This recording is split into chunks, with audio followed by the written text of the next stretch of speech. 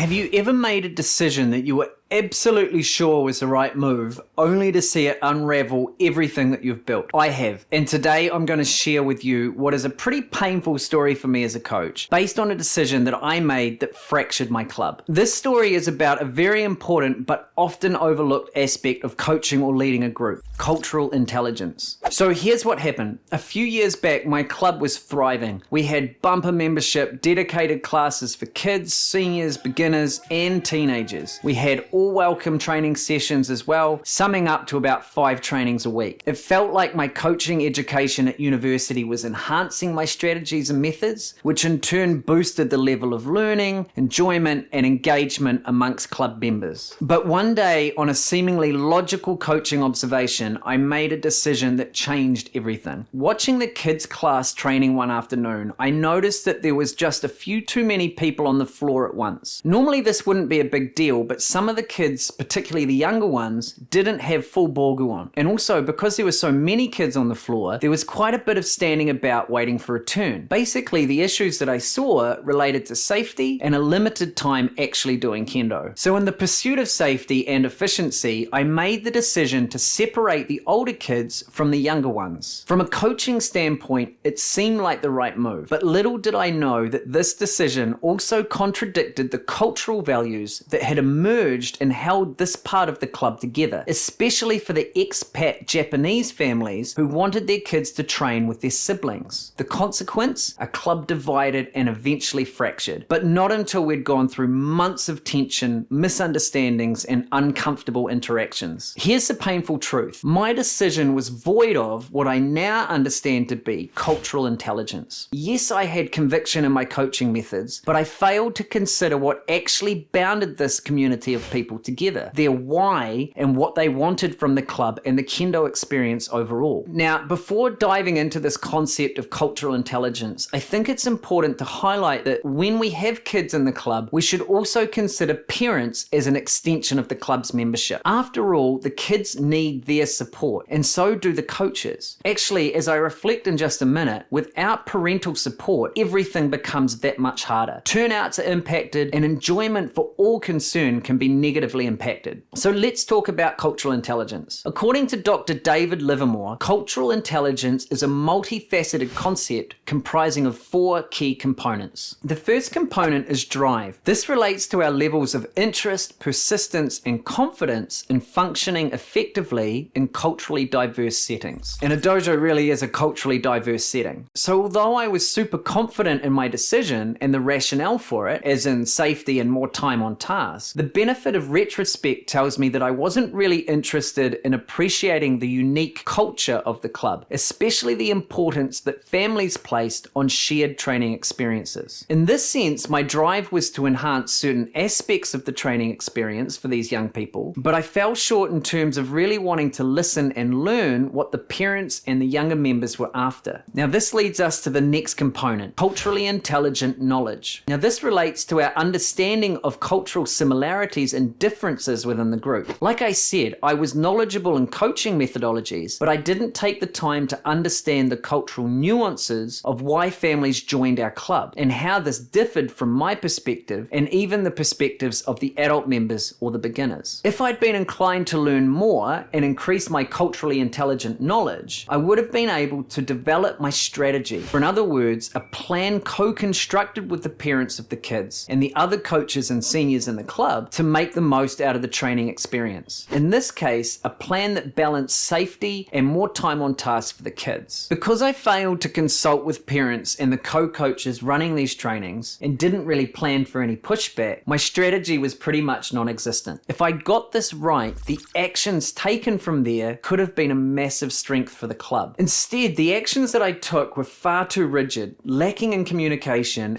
and void of the adaptability required for our diverse club culture. So what have I learned? Well, at the very least, I could have had a few formal and informal conversations with the parents to better understand their expectations and values. What did they want for their kids? Could they see my concerns as a coach? With this drive, I suspect that I would have gained a better knowledge of how the experience of Kendo training together with siblings was the most important thing for them, especially as expat Japanese families families or families with one Japanese parent. Plus, it would have been an opportunity for me to explain my point of view as well. Going through the process of consulting with parents and the other coaches before implementing any changes would have been a wise strategy and ultimately could have led to adaptations of my initial plans for a more effective action. Now, I'd love to say that I managed to turn the whole thing around and that bridges were mended and that the club bounced back, but it didn't. In fact, the ripple effects my decision had caused eventually led to a split, with one coach starting a new club entirely. As it turns out, both clubs are doing well now, a number of years later, but arguably it didn't need to go this way. Now, with 2020 retrospect, I see it as a lack of cultural intelligence on my part at the time, which changed things quite dramatically. If I had kept my eye on the cultural drivers of the parents in the first instance and made the effort to learn more about their why, I think that the tensions could have been mended much earlier and the club could have kept pushing new limits. Change can be a scary thing, so it would have paid for me to be a bit more sensitive to these drivers and try to take people on the journey with me rather than just pushing my ideas from the top down. Another learning I take from this is that the Western research on coaching might be an awkward fit for some people. After all, the martial arts, especially Kendo,